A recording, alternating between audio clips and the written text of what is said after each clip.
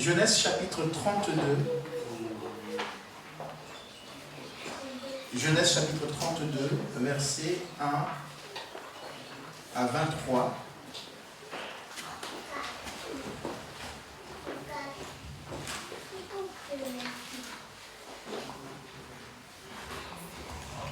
Genèse 32.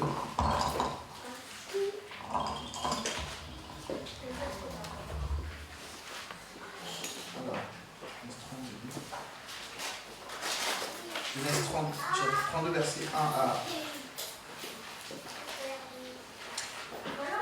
Est-ce que...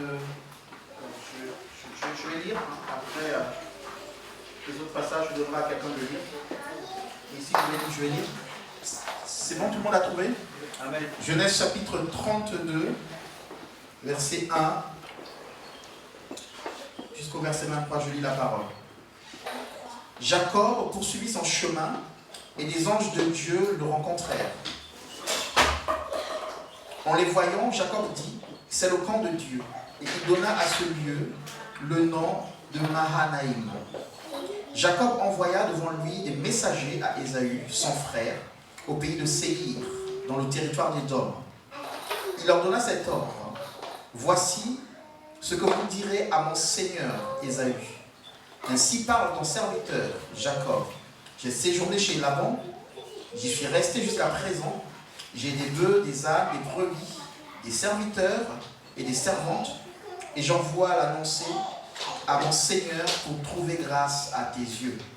Les messagers revinrent auprès de Jacob en disant, nous sommes allés vers ton frère Ésaü, et il marche à ta rencontre avec 400 hommes. Jacob fut très effrayé et saisi d'angoisse. Il partagea en deux camps les gens qui étaient avec lui, les brebis, les bœufs et les chameaux. Alors, le verset 7 ici, quand il dit Jacob était très effrayé, dans une autre version que vous avez, c'est peut-être Jacob avait eu peur.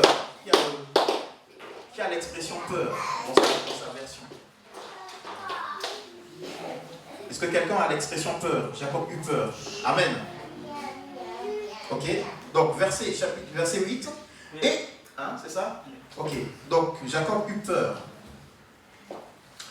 Et il dit, donc verset 8, si Ésaü vient contre l'un des camps et le bat, le camp qui restera pourra se sauver. Jacob dit, Dieu de mon père Abraham, Dieu de mon père Isaac, l'Éternel, qui m'a dit, retourne dans ton pays et dans ton lieu de naissance, et je te ferai du bien. Je suis trop petit pour toutes les grâces et pour toute la fidélité dont tu as usé envers ton serviteur, car j'ai passé ce Jourdain avec mon bâton. Vous retenez, j'ai passé ce Jourdain. J'ai passé ce Jourdain avec mon bâton, et maintenant je forme deux camps. Délivre-moi, je te prie, de la main de mon frère, de la main d'Ésaü, car je crains qu'il ne vienne et qu'il ne me frappe avec la mère et les enfants. Et toi, tu as dit, je te ferai du bien, je te rendrai ta postérité comme le sable de la mer, si abondant qu'on ne saurait le compter. C'est dans ce lieu-là que Jacob passa la nuit. Il prit de ce qu'il avait sous la main pour faire un présent à Ésaü, son frère, 200 chèvres, 20 boucs, 200 brebis, 20 béliers, 30 femelles de chameaux avec leurs petits, qu'elles allaitaient, 40 vaches et 10 taureaux, 20 ânesses et 10 ânes. Vous voyez ce que la peur peut faire. Wow. Il a peur et il donne. Parce qu'il a peur. Il les remit à ses serviteurs, troupeau par troupeau, séparément, et il dit à ses serviteurs, passez devant moi et mettez un intervalle entre chaque troupeau. Il donna cet ordre au premier. Quand Ésaü, mon frère, te rencontrera et te demandera à qui es-tu, où vas-tu, à qui appartient ce troupeau devant toi, tu répondras à ton serviteur Jacob. C'est un présent envoyé à mon seigneur Ésaü. Et voici, il vient lui-même derrière nous. Il donna le même ordre au second, au troisième et à tous ceux qui suivaient les troupeaux. C'est ainsi que vous parlerez à mon seigneur Ésaü quand vous le rencontrerez. Vous direz, voici ton serviteur Jacob vient au derrière de nous. Car il se disait, je l'apaiserai par ce présent qui va devant moi. Ensuite, je le verrai en face et peut-être m'accueillera-t-il favorablement. Le présent passa devant lui et il resta cette nuit-là dans le camp. Il se leva de même la nuit, prit ses 2 femmes, ses 2 servantes, ses 11 enfants et passa le gué de Jabbok. Il les prit, leur fit passer le torrent et les fit passer à tout ce qui lui appartenait. Amen. Je m'arrête d'abord là, on va continuer tout à l'heure la lecture. Je m'arrête d'abord au verset 22. Nous reconnaissons tous l'histoire de Jacob. Jacob avec Ésaü. Vous savez, il a volé la bénédiction. On ne va pas revenir sur les détails. Qui ne connaît pas l'histoire de Jacob? Qui connaît l'histoire de Jacob? Tu ne connais pas? D'accord. Ok. Donc, Jacob a un frère jumeau qu'on appelle Ésaü. Amen. Ok? Donc, il a un frère jumeau, je résume rapidement, juste pour donner une idée.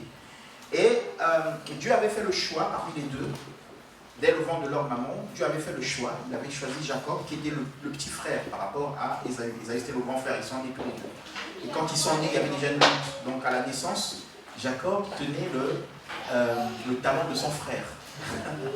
Donc il y avait déjà une lutte dans le ventre. Et sa maman disait, il y a une lutte dans mon ventre. Et Dieu lui dit, c'est 2 nations qui sont dans ton sein. Mais j'ai choisi le plus jeune, donc celui qui va naître le deuxième. Sachant que dans la tradition juive, c'était l'aîné qui héritait de l'autorité, de l'autorité sur la famille. Donc ils naissent, et puis Jacob a une promesse, c'est qu'il sera plus grand que son frère, c'est-à-dire que Dieu l'a choisi. Et sa maman savait connaître cette promesse.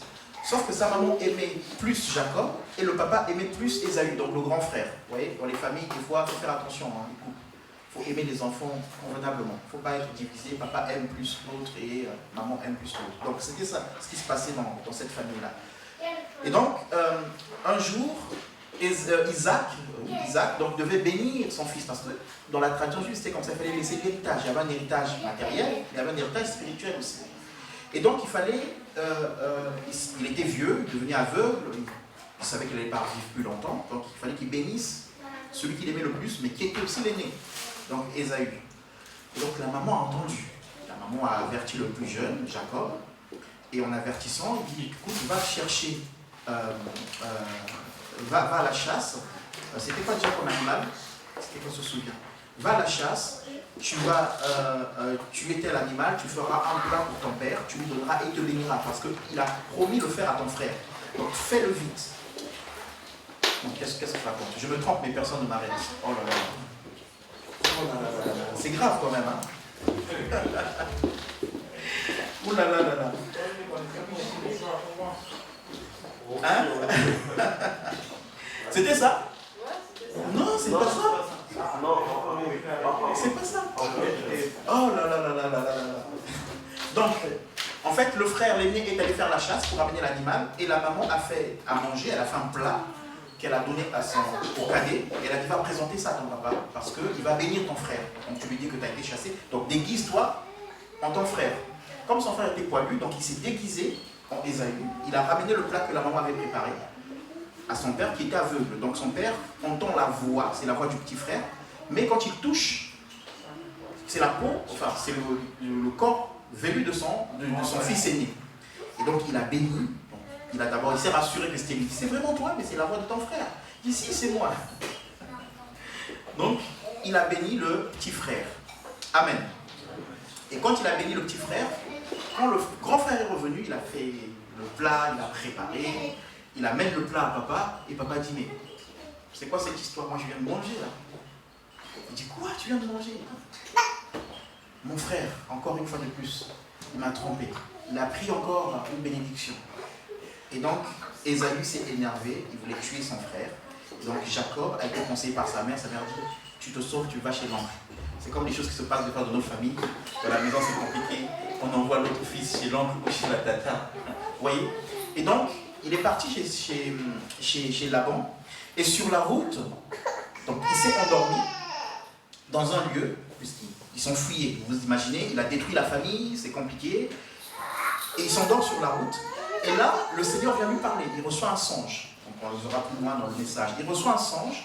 Et dans ce songe-là, Dieu lui dit, écoute, j'ai des promesses pour toi. je te garde où tu iras, je te ramènerai dans la maison de ton père, je te bénirai. Vous voyez, donc Dieu le visite. Et donc quand il se réveille, il dit, oh, mais Dieu était en ce lieu, mais je ne le savais pas. Vous voyez, des fois c'est ce qui se passe dans nos vies. Parce qu'on a fait quelque chose et on croit que Dieu n'est plus avec nous. Dieu est avec nous et il attend qu'on prenne conscience qu'il est là et qu'on se repente. Amen. Donc, il croyait que Dieu n'était plus avec lui parce qu'il avait fait du mal. Donc, il a vécu pendant quelques années chez Laban, chez son oncle. Il s'est marié là-bas à ses cousines. À l'époque, c'était autorisé. Amen. Parce que là, quand je dis cousine, il y en a qui font ah. Non. À l'époque, c'était autorisé. Donc, et là, il est sur le chemin de retour pour repartir chez lui. Je vais monter un peu le son parce que les enfants. Alors, donc là, il est sur le chemin de retour. Il est sur le chemin, l'histoire qu'on a lue, donc il est sur le chemin de retour pour repartir dans sa famille. Et donc il va rencontrer son frère. Donc il s'est passé des années, son frère a toujours cette colère-là. Et lui, il a toujours cette peur-là. Amen. Je fais un bref résumé. Ok? Donc il est sur la route, il repart voir son frère. Mais le verset commence par, le lendemain de bon matin, Laban embrassa donc ses fils et ses filles, ses petits-fils, et les bénit. Puis il partit et retourna chez lui. Et Jacob, de son côté, poursuivit sa route. Des anges de Dieu vinrent à sa rencontre. En le voyant, il s'écria, c'est ici le camp de Dieu. Amen.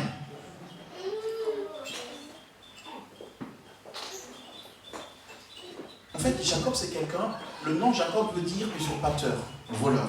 C'est quelqu'un qui a toujours été dans le vol. Vous voyez? Dieu, des fois, nous laisse. Dieu nous choisit, mais il va nous corriger pour qu'on devienne à son image. Vous comprenez? Dieu avait fait des promesses à Jacob. Je reviens un peu en arrière parce que je pense que c'est important. Dieu avait fait des promesses à Jacob, mais les promesses que Dieu avait faites à Jacob, ce n'était pas à Jacob de les amener à accomplissement. Dieu vous a fait des promesses, peut-être dans ce pays, ou je ne sais pas où, mais ce n'est pas à vous d'amener les promesses à accomplissement. C'est celui qui a fait la promesse qui les amène. Est-ce que vous comprenez ça? Ah, Dieu m'a promis que je vais vivre dans ce pays. Et tu commences à... Tu sais que Dieu te l'a dit. Mais tu es dans une situation où, si on t'arrête, on te renvoie au pays. Mais si tu sais que Dieu t'a dit que tu vivras dans ce pays, ne cherche pas des propres moyens pour vivre dans ce pays. Mets-toi devant la face de Dieu et Dieu fera un miracle. Amen. C'est-à-dire que quand je soulève souvent ce point-là, c'est très compliqué à comprendre. Pourquoi? Parce que on regarde la réalité que nous vivons, et on ne voit pas la vérité que Dieu nous dit, qu'on voit spirituellement. Est-ce que vous comprenez ça? Et donc, en face de la réalité, on fait des choix qui sont des raccourcis. Pour mieux comprendre ça, je vous donne un exemple. C'était jeudi, je crois.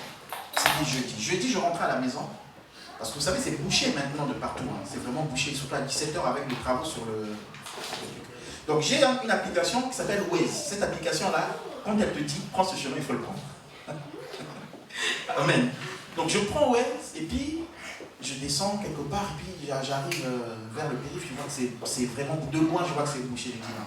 Pourquoi Waze m'envoie là-bas? Donc je prends un autre chemin où je voyais que les voitures roulaient bien, je passais par le centre-ville. Et finalement, j'avance, tout allait bien, jusque j'arrive, donc vous voyez, je quitte Pierre Pesé là, ça roule bien jusque vers la gare, vous connaissez le cargo. Donc je passe par le centre-ville, j'arrive vers le cargo, un bouchon énorme. Et Waze me disait, même quand j'étais là-bas, de faire demi-tour. Et moi, il disait, mais non, moi j'ai vu de mes yeux les bouchons sur le périph', donc je préfère passer par là. Quand je suis arrivé là-bas, bloqué, j'étais obligé de refaire demi-tour et de prendre une autre voie. Et finalement, moi qui voulais arriver, je suis arrivé très tard. Et la leçon que je tirais pendant que je conduisais, c'est: tu as vu un bouchon. Mais Waze, qui voit plus loin que toi, te dit: reste et attends le bouchon. Toi, tu ne vois pas plus loin, mais ce que tu vois là, tu dis: ok, il y a le bouchon, donc je ne vais pas prendre cette voie. Finalement, la voie que tu empruntes, qui au départ, ça marche, hein? Parce qu'au départ, ça marche toujours. Quand nous faisons des choses en dehors de la présence de Dieu, en dehors de ce que Dieu veut, au départ, les choses semblent marcher. Amen. Amen. Tu as voulu prendre une voie, au départ ça marchait, jusqu'à ce que tu arrives vers la gare. Pourtant la gare c'est... Après je traverse, je monte, je suis de l'autre côté. Mais là, en bouchon fou. Et donc finalement, je fais demi-tour et je me dis, ah mais oui, ils avaient raison. Avec Dieu, c'est la même chose. Quand tu marches avec Dieu, avec tes yeux, tu vas voir que là, c'est bloqué là. C'est pas possible d'avancer. Mais si Dieu te dit, reste là, il faut que tu restes là. Parce que Dieu voit plus loin que toi. Amen. Tu vas prendre une autre voie, tu auras l'impression que les choses marchent. Mais sache que derrière, il y aura des conséquences. Même si ça marche, il y aura des conséquences qui peuvent être à vie. Alléluia. Et l'ennemi pourra utiliser ces conséquences pour te dire, mais tu vois ce que tu avais fait. Tu vois la décision. Des années après, ça te tourmente l'esprit. Alors que Dieu t'a pardonné, c'est passé. Mais l'ennemi va continuer à te culpabiliser là-dessus. Donc, Jacob avait des promesses. Sauf que, au lieu de s'attendre à celui qui a fait la promesse, eh bien, avec sa maman, il monte une opération pour voler la bénédiction. La bénédiction, elle est à toi, attends-la. Ne vole pas ce qui t'appartient. Amen, amen, amen. Ça t'appartient, ne vole pas ce qui t'appartient. Quand tu prends avant le temps de Dieu, tu es en train de voler. Et donc, Jacob dit, mais attends maman, ce qu'on fait là, mais si mon père se rend compte que c'est moi, mais je vais mourir, il va me tuer. Elle dit, t'inquiète, c'est moi qui prendrai la mort. Est-ce que vous comprenez ça? Et en disant ça, elle était en train de se mettre dans une situation où elle n'allait plus revoir son fils. Elle est morte, elle n'a plus revu son fils. Donc finalement, Jacob a volé la bénédiction, il s'est enfui. Mais quand Dieu a une promesse pour lui, il dit, mon fils, je suis avec toi, mais je vais te corriger. Dieu nous corrige. Parce qu'il nous aime. Pour moi, j'aime mes enfants, mais je les corrige. Et donc, Jacob arrive chez Laban. Il travaille pour pour la deuxième fille. Il travaille pour Rachel. Et le jour où il se marie, son beau-père lui donne qui? Léa. 7 ans. Son beau-père lui donne Léa. Lui qui volait, maintenant lui on commence à... Ok? Donc il retravaille encore 7 ans pour avoir qui? Rachel. Et finalement, il se marie. Vous vous rendez compte? Tu travailles pour une femme. Le jour du mariage, tu arrives dans ta maison. Le lendemain, tu te dis, mais c'est pas pour elle que j'ai travaillé. Quelle arnaque. 7 ans. Donc là, j'avance. Celle pour qui tu as travaillé aussi, elle a vieilli de 7 ans. Amen. Bref, il a travaillé cette autre année, il a eu donc Léa, il s'est passé quelques années après, et il est reparti donc voir son frère. Mais le problème qu'il avait provoqué l'attendait. Quand on provoque un problème, le problème nous attend. Amen, amen. Et donc là, l'histoire qu'on vient de lire, Jacob est sur le chemin de retour. Il va rencontrer son frère. Mais son frère, après des années, a encore cette histoire-là. Et la Bible nous dit ici que Jacob, avant d'aller, des anges de Dieu sont venus à sa rencontre. Et lui-même, Jacob a dit, c'est ici le camp de Dieu. Quand Jacob a vu les anges de Dieu, il a dit, c'est ici. Donc, c'est-à-dire que Dieu est avec moi. Les anges sont avec moi. Il parle de camp ici. Donc, quand on parle de camp, on peut avoir à l'image une guerre, un combat. Amen. Mais Dieu est avec lui. Mais qu'est-ce qui se passe? Jacob qui a vu des promesses de Dieu se réaliser. C'est-à-dire que Dieu avait dit, je te bénirai. Et lui-même dans la prière, tout à l'heure on a lu, dans la prière, qu'est-ce qu'il a dit? Et avant que je ne passe de l'autre côté du Jourdain, voilà ce que j'étais, mais de l'autre côté du Jourdain, retenez bien l'autre côté du Jourdain. Donc de l'autre côté du Jourdain, j'ai été béni. Seigneur, voilà ce que tu m'as donné. Je suis parti, j'étais seul. Mais de l'autre côté du Jourdain, je reviens, je suis non seulement en famille, mais j'ai des servantes et des serviteurs. Donc il a vu la main de Dieu. Est-ce que vous comprenez ça? Il a vu la puissance, il a vu les promesses de Dieu se réaliser. Qui n'a pas encore vu même une promesse de Dieu se réaliser dans sa vie ici? Amen. Je pense que nous avons tous vu une promesse de Dieu se réaliser dans notre vie. Si petite qu'elle soit, nous avons tous réalisé à un moment donné que Dieu a répondu à une prière. Amen, amen, amen. Mais malgré ce que Dieu a fait, Jacob arrive, qu'est-ce qu'il fait? Il dit, ah, Seigneur, le Dieu avait dit, je te garderai, je te protégerai, je te ramènerai. Dieu avait fait des promesses. Et Jacob dit, ah, Seigneur, ce que je vois là, mon frère, j'ai appris qu'il a 400 hommes avec lui. Mon frère, non, Seigneur, je ne te fais pas confiance. On va diviser le groupe en parties. Vous allez d'abord. Amen, hein? Vous allez d'abord. Comme ça, vous allez le calmer. C'est-à-dire que s'il il s'énerve, les présents que je vais ramener là-bas, amen, vont le calmer. Stratégie. Ça veut dire qu'il ne compte pas sur Dieu. Et beaucoup d'entre nous faisons des stratégies malgré les promesses du Seigneur. Alléluia. C'est ça, c'est-à-dire que s'appuyer sur ce que nous voyons au lieu de s'appuyer sur ce que Dieu a dit. Quand Dieu te fait une promesse, c'est-à-dire que c'est lui qui va combattre. Toi, tu n'auras rien à faire. Est-ce que vous comprenez ça? Mais c'est une grâce de voir Dieu combattre pour nous. Quand Dieu dit, je te bénirai, attends-toi seulement à une bénédiction. Quand Dieu a dit, si tu te réponds, je te pardonne, qu'est-ce qui se passe? Quand nous demandons pardon, Dieu fait quoi?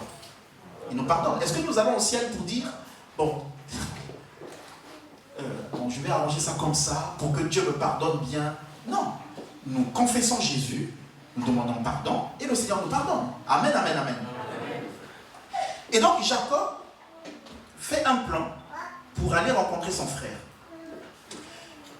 On n'a pas lu toute la suite, donc là je me suis arrêté sur un passage. Mais avant de rencontrer son frère, Dieu voit que ce monsieur-là, jusqu'ici, il continue à s'appuyer sur lui-même. Je lui avais fait des promesses qu'il allait être plus grand que son frère. Pour accomplir cette promesse, il s'est appuyé sur lui-même. Il a organisé son truc. Il n'a toujours pas compris. Je l'ai emmené chez Laban. Chez Laban, je lui ai donné une leçon. Il n'a toujours pas compris. Maintenant, je vais le ramener chez lui. Il va rencontrer son frère. Je suis avec lui. Il y a un camp des anges. Il y a des anges qui sont avec lui. On vient de le lire. Mais il continue à organiser. Les anges sont là. Et lui, il se démerde. Il est en train, excusez-moi du terme, mais il se débat tout seul. Est-ce que vous comprenez ça? Des fois, Dieu est à côté de vous. Dieu est avec vous. Mais vous vous battez tout seul.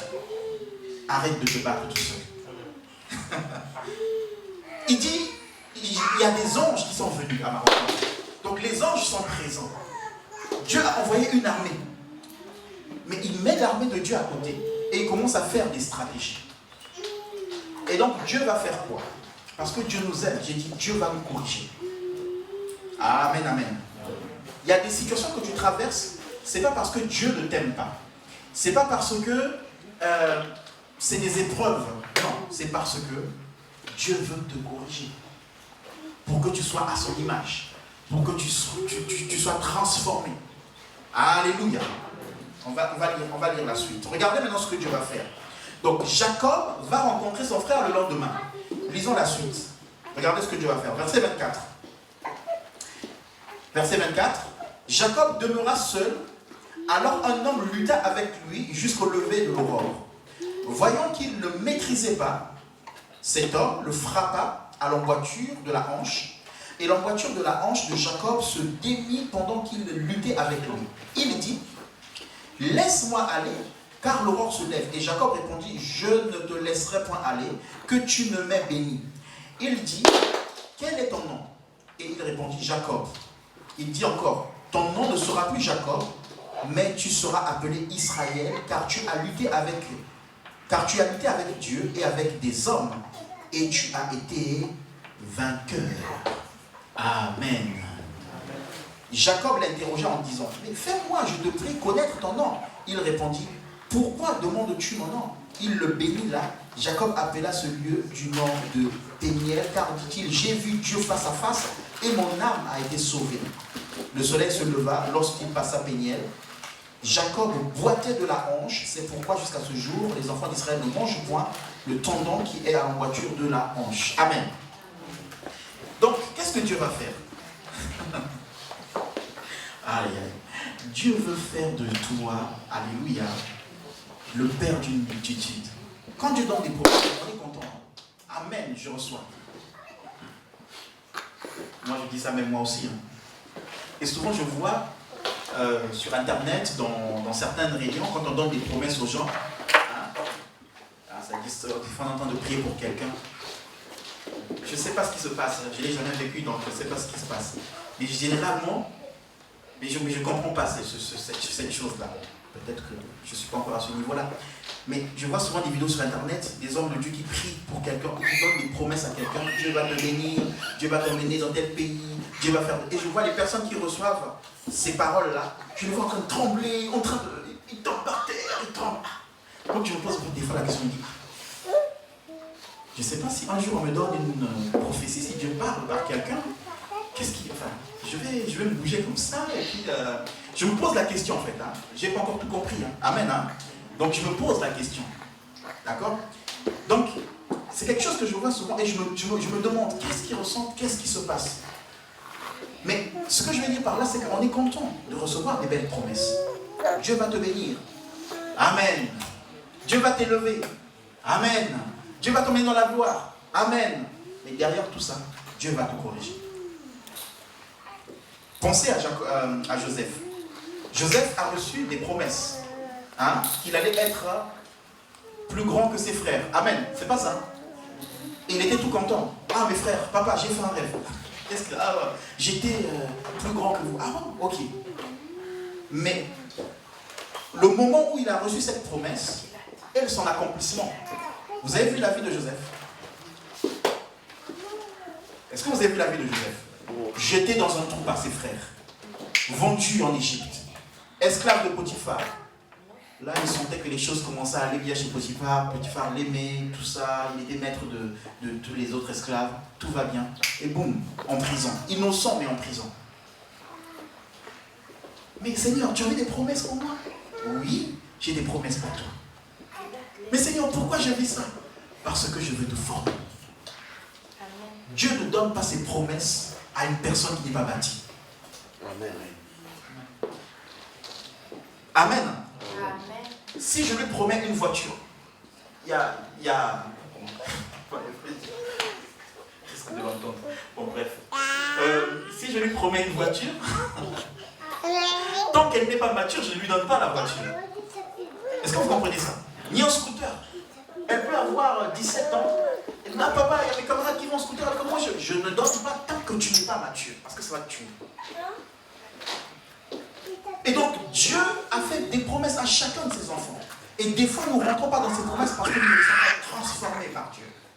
Donc, Joseph reçoit une promesse, mais avant son accomplissement, Joseph traverse une période. Pourquoi? Parce que Joseph, si vous lisez dans Genèse 37, je crois, la Bible dit que Joseph accusait ses frères à son père. Il rapportait ce que c'était un accusateur. Papa, tu as vu mes frères, ils ont fait ci. Papa, il avait 17 ans. Mais un accusateur. Mais lui-même, maintenant, Dieu dit, va en Égypte, on va t'accuser. Tu vas voir ce que ça fait. La femme de Potiphar l'accuse. Le voilà qui est en prison. Innocent, mais en prison. Donc il comprend maintenant ce que ça fait, l'accusation. Est-ce que vous comprenez ça? Dieu nous corrige. Et quand il devient ministre, quand ses frères arrivent, ses frères disent, oh pardon, c'est nous qui t'avons vendu. Il dit, non, je ne vous accuse plus, c'est pas vous, c'est Dieu au travers de vous. Joseph est transformé. Alléluia. Je prends d'autres exemples. Dieu donne une promesse à Abraham. Abraham est content. Tu seras une grande nation, tu auras une grande descendance. Je t'emmènerai régner sur tous les royaumes. Mais à cette époque, le plus grand royaume, la plus grande puissance, c'était l'Égypte. Donc si Dieu te dit que tu vas régner sur toutes les nations, que tu vas dominer sur elles, eh bien, il t'emmènera affronter la plus grande nation. Et qu'est-ce que Dieu a fait? Dieu a emmené la descendance d'Abraham en Égypte. Parce que pour que tu deviennes une grande nation, il faut que tu luttes contre la plus grande nation. Mais c'est Dieu qui luttera contre la plus grande nation avec toi. Parce que c'est lui qui a donné la promesse. Est-ce que vous comprenez ça? Donc Israël a été où? En Égypte. Au temps voulu, Dieu a sorti Israël d'Égypte. Et souvenez-vous, quand à Jéricho, Israël devait gagner Jéricho, qu'est-ce qu'avait dit Rahab? Qui connaît Rahab? La prostituée. Qu'est-ce que Rahab a dit? On a entendu ce que vous avez fait en Égypte, à la plus grande nation. Et donc nous tremblons de peur. Si Dieu te dit tu seras grand, sache que Dieu va te former. Et donc Dieu pourra dire à Israël, traitez bien les étrangers au milieu de vous parce que vous-même vous savez que vous avez été esclaves et comment vous avez souffert. Pourquoi Dieu peut leur dire ça? Parce qu'avant de les lever, il faut qu'ils passent par la saison de l'esclavage. Pour qu'ils sachent comment traiter les autres. Alléluia. David, tu vas être roi d'Israël. David est content. Consacré, roi d'Israël. Mais avant d'être roi, Dieu dit, il faut qu'un roi te poursuive toute ta vie. Pour que quand tu seras roi, tu saches comment prendre soin des autres. Et que tu ne poursuives pas les gens. Donc, David passe des années dans la souffrance. Des années en train de fuir Saül. C'est pour cela que Dieu est très sévère avec David quand il prend la femme de Urie. Pourquoi? Parce que David sait ce que c'est être poursuivi par un roi. Et lui, maintenant qu'il devient roi, il tue. Il fait tuer son officier pour prendre sa femme. Est-ce que vous comprenez ça? Donc Dieu va nous transformer. Et donc Dieu a transformé ici Jacob pour une dernière fois. Il sait que demain, Jacob va rencontrer son frère. Et qu'est-ce que Dieu fait? Il vient rencontrer Jacob. Il dit, hey, j'étais d'abord envoyé des anges. Mais tu continues à faire des stratégies toujours dans ton raisonnement, toujours à te battre tout seul. Mais je suis avec toi. Pour que tu arrêtes de te battre tout seul et que tu comptes sur moi, je vais te frapper. Amen, amen. Et Dieu a frappé Jacob. Jacob, infirme. Comme ça, on va dire. Demain, il a rendez-vous. Ça risque de déclencher un combat. Il compte. Tu n'as plus le choix. Là maintenant, tu vas te confier entièrement à Dieu. Donc je prie que nous ne soyons pas des boiteux avant de nous confier réellement au Seigneur. Évite d'arriver au stade. Évite d'arriver au stade où Dieu est avec toi, mais tu boites. Pour que tu dépendes vraiment de Dieu. Comptons sur le Seigneur. Dieu est avec nous. Amen, amen. Dans tes combats, Dieu est avec toi. Mais il faut que tu t'abandonnes complètement à lui. C'est ça la foi. Donc Jacob a été frappé. Et Dieu est en train de dire, tu as gagné. Tu as lutté contre Dieu et contre les hommes et tu as gagné. Pourquoi il dit tu as gagné? Parce que Jacob s'est humilié. Il a dit, ah, bénis-moi. Je veux changer. Je veux dépendre de toi. Je veux être comme toi. Et comme il a gagné avec Dieu, forcément il a gagné avec les hommes. Dieu te voit comme un vainqueur quand tu te soumets à lui. Alléluia. C'est pas le fait de dire je suis vainqueur. Je suis plus que vainqueur. Je marche sur les serpents. Marcher sur les serpents est le résultat d'être soumis à Dieu. Alléluia. D'être obéissant à Dieu, de dépendre de Dieu. On ne peut pas vivre dans le péché et en même temps dire je suis victorieux. Non, non, non, non, non. Amen, amen, amen. Dieu a fait de nous un royaume de sacrificateurs, un royaume saint, un peuple qui lui appartient. Dieu nous a donné la capacité d'être victorieux. Il dit, vous, je vous donne la victoire sur toute la puissance de l'ennemi. Il ne dit même pas sur l'ennemi, mais sur toute la puissance de l'ennemi. L'ennemi a une puissance, la puissance du péché. Mais Dieu t'a donné la victoire sur la puissance du péché. Amen. Tu ne peux pas marcher dans la tristesse. Tu ne peux pas marcher dans le doute, dans les angoisses. Dieu t'a donné la victoire sur les angoisses. Il y a ce péché-là qui est tellement fort dans ma vie. Je n'arrive pas à m'en séparer. Mais Dieu t'a donné la victoire sur ce péché-là. Et donc Jacob s'humilie, il dit Seigneur, bénis-moi. Et Dieu dit, écoute, comme tu as lutté avec moi, en fait, ça faisait longtemps que Jacob luttait contre Dieu. Est-ce que vous comprenez ça? Mais ce jour-là, il a gagné. Pourquoi il a gagné? Parce qu'il a laissé Dieu gagner. Il a dit, bénis-moi, je ne te laisse pas partir tant que tu ne me bénis pas. Et donc, malheureusement, il a fallu que Dieu lui donne un coup qui devienne boiteux pour en arriver là. Et souvent, il y a beaucoup de personnes qui se convertissent après avoir vécu des drames. C'est dommage. Alors que tu peux te convertir avant. J'ai mon oncle qui pleurait tout le temps quand on était au culte, à l'époque au Congo. Tous les cultes, il pleurait. Tous les cultes, il pleurait.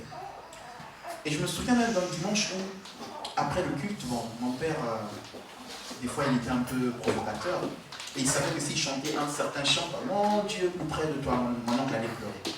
Donc le culte est terminé, les gens se saluent, les gens se parlent, tout le monde rigole, et lui il vient à côté de mon oncle. Mon Dieu, plus près, dans le jour où l'épreuve. Ah, mon oncle n'est pas porté.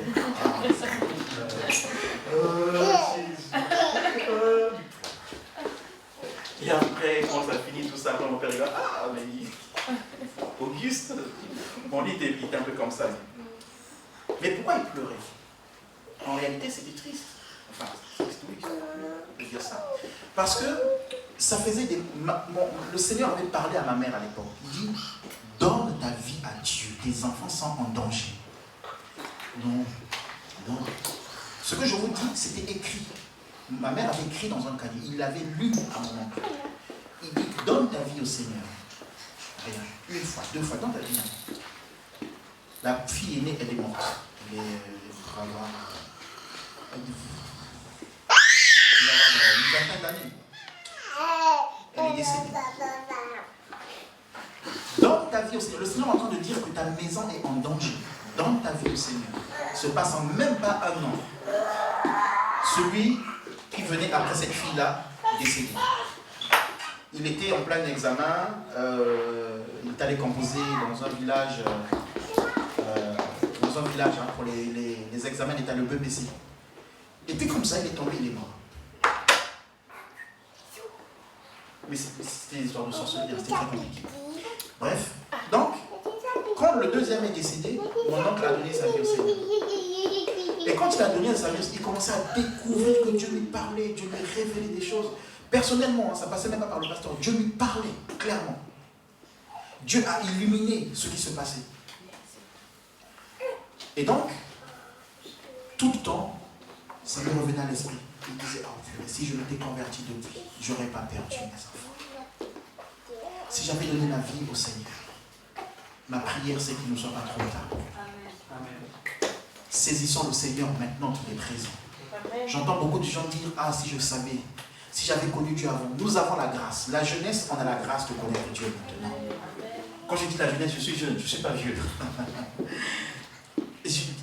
J'étais encore en slump, j'avais donné ma vie au Seigneur et je marchais avec Dieu. J'ai évité les compromissions parce que je sais que Dieu est vivant et je sais que la mort n'a pas d'âge. Amen, amen, amen. La mort n'a pas d'âge. Jeune, vieux, bébé, on peut partir, mais un jour on se retrouvera devant le Seigneur. Alléluia. Amen. Et donc Dieu a pris Jacob. La frappe de Jacob et a dit, Seigneur, je suis à toi. Et là, Dieu a dit, tu t'appelleras le nom d'Israël. Regardez la vie de Jacob. Juste après. Il rencontre son frère et c'est des bons moments qu'il passe avec son frère. Tu as peur peut-être d'une situation, mais Dieu est en train de te dire, n'aie pas peur parce que je suis avec toi. Amen. Amen, amen, amen. Amen. Tu regardes de tes yeux une situation qui te paraît plus grande, un péché qui te paraît grand, mais le Dieu que tu as est plus grand que le péché. Et Dieu, il a vaincu le péché.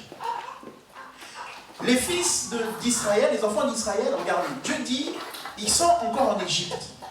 Dieu dit, je vous sors d'Égypte pour vous emmener où? Au pays où coule le lait et le miel. Ils sont encore en Égypte.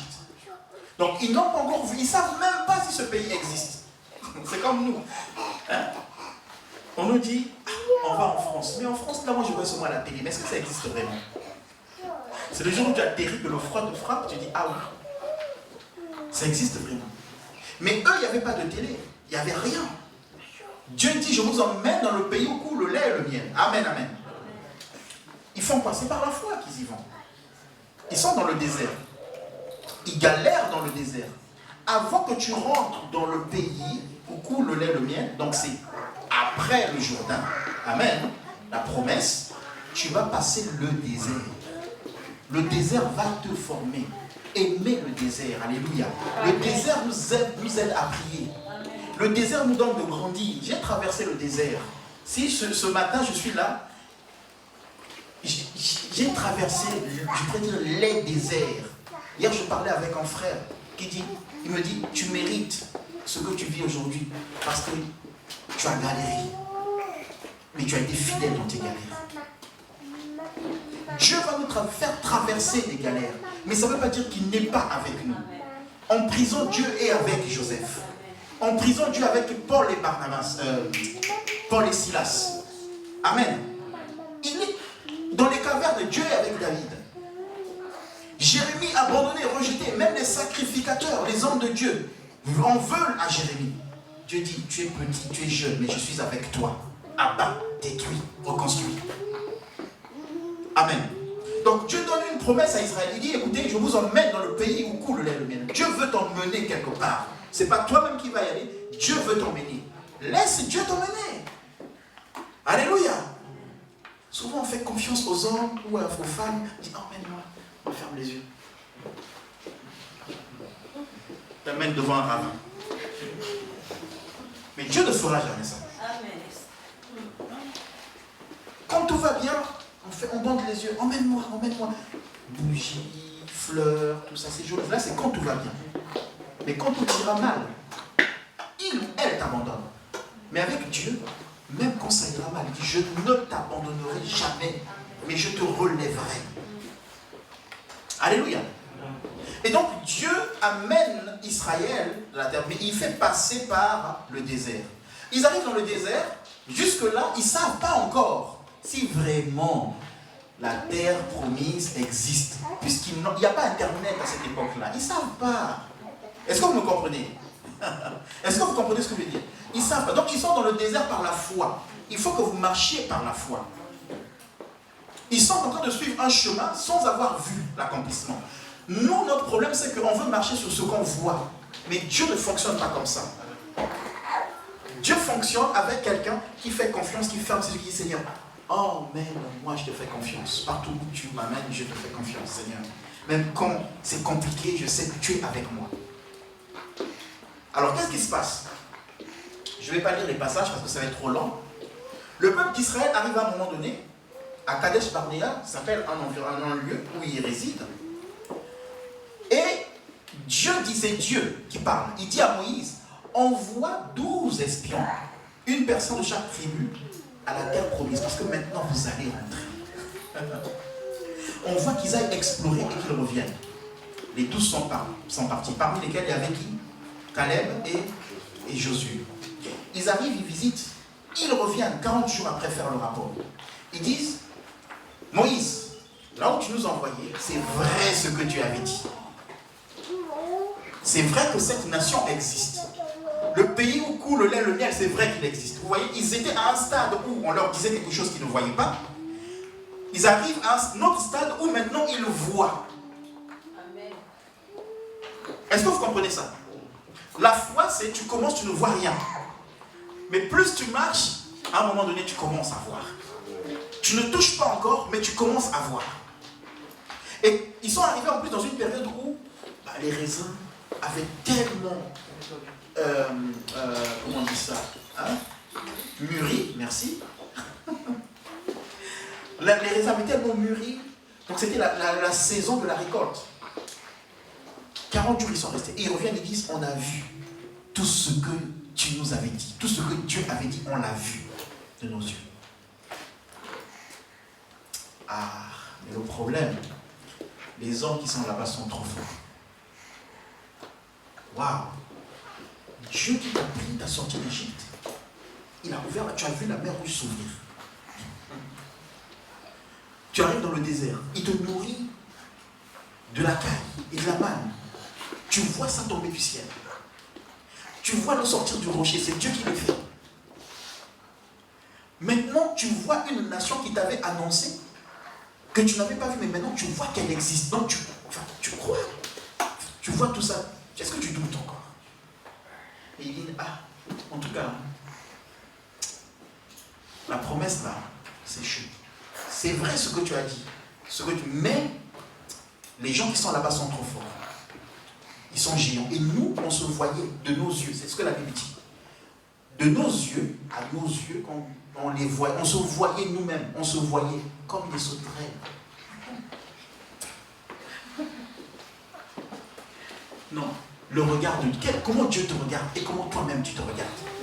Il y a un péché, la chair est tellement faible. Comment tu te vois faible alors que Dieu te dit tu es fort? Il y a une tentation, est-ce que je vais tenir? Je ne vais pas tenir. Non, je suis tellement petit devant ça. Non, tu as un Dieu grand en toi qui fait de toi un grand. Amen. Donc ils reviennent et disent, il y a les bénédictions, mais on ne peut pas parce qu'on est tellement faible.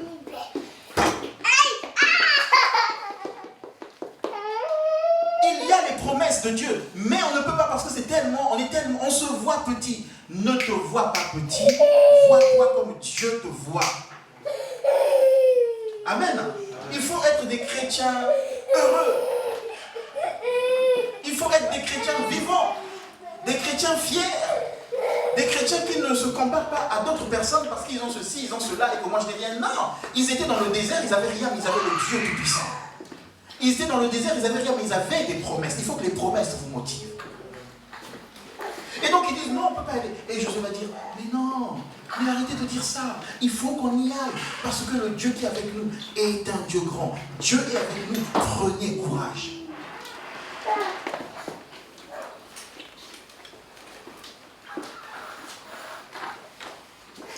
Alléluia.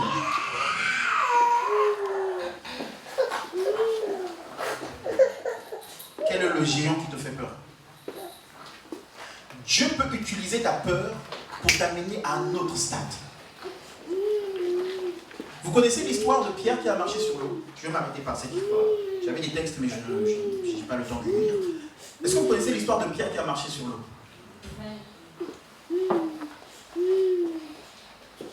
Ah, c'est même une chanson. Jésus a marché sur les eaux là sans bateau. Moi, je me demande des fois, est-ce qu'on peut marcher sur l'eau avec un bateau?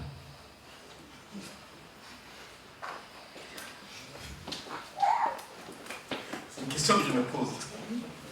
On dit, Sorgé a marché sur la route sans voiture. Ah, est-ce qu'on peut marcher avec une voiture? Donc, c'est une parenthèse que je fais. C'est-à-dire que, écrivons bien aussi.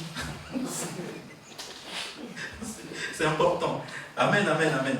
Ah, c'est important. Parce qu'il faut vraiment chanter, c'est annoncer la parole. Annonçons la parole telle qu'elle est. Amen, amen. Ok. Donc Pierre a marché sur l'eau. Jésus a marché sur l'eau. Mais cette histoire-là, elle me touche beaucoup. Pourquoi? Parce que avant qu'il ne marche sur l'eau, qu'est-ce qui s'est passé? Juste avant qu'il ne marche sur l'eau, qu'est-ce qui s'est passé? La peur. Pourquoi ils ont eu peur? Parce qu'ils ont vu Jésus, les apôtres, les hommes de Dieu. Ils ont paniqué. Ah, je bénis le Seigneur. Moi, avant, je paniquais, mais maintenant, quand ça arrive, au nom de Jésus.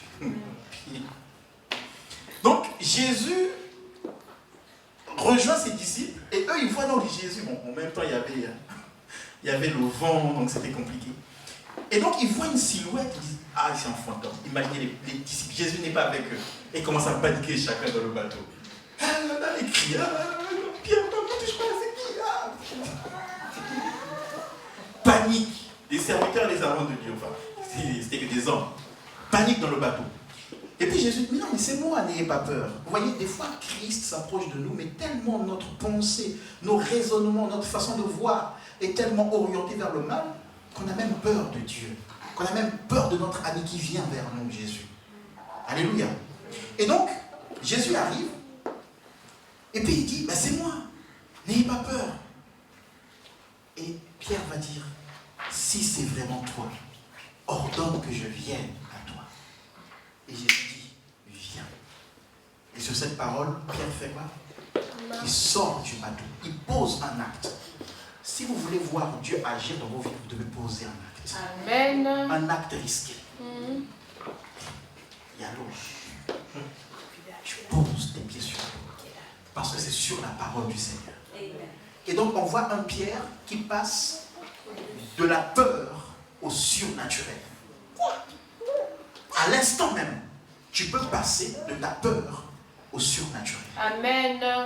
Dans une situation que tu traverses, dans un péché qui te ronge, peut-être une peur qui domine sur toi, si tu écoutes la voix de Jésus qui dit lève-toi, tu peux passer de l'état où tu es, lamentable, abattu, angoissé, à l'instant même, à un état de victoire. Amen. À un état où les autres vont voir, ils vont dire que Pierre avait marché sur l'eau. Amen. Amen, amen, amen. Amen.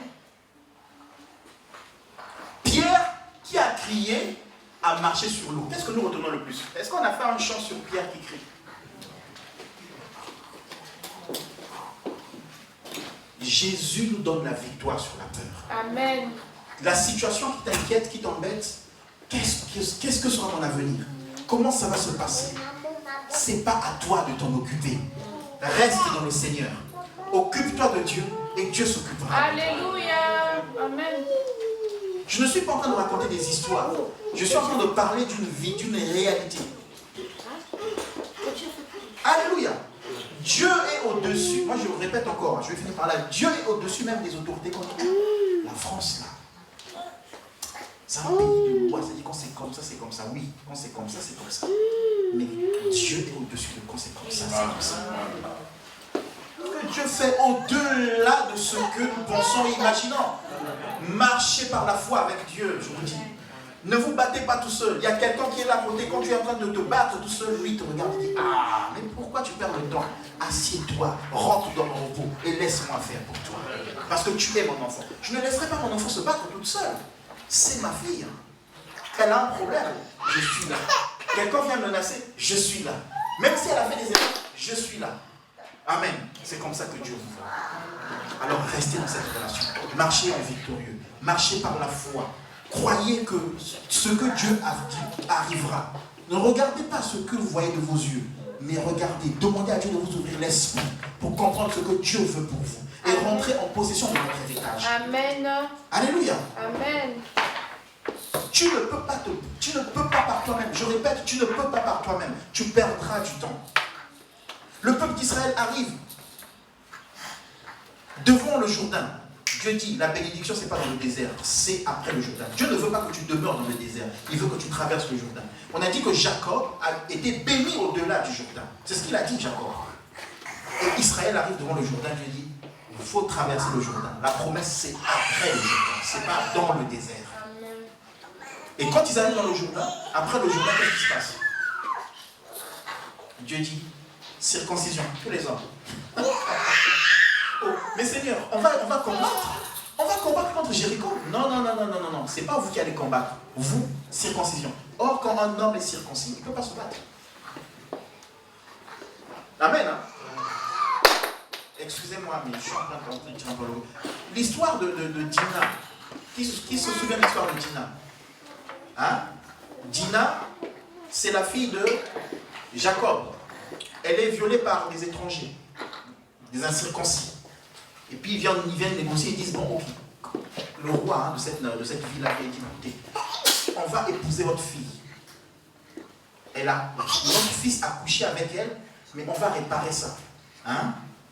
On va donner la dot, tout ça. Ils ont accepté. Ils ont accepté. Mais ça veut dire qu'ils n'avaient pas le droit de coucher avant le mariage. Amen, amen, amen. Ça sous-entend ça. Mais en plus, c'était une nation des incirconcis.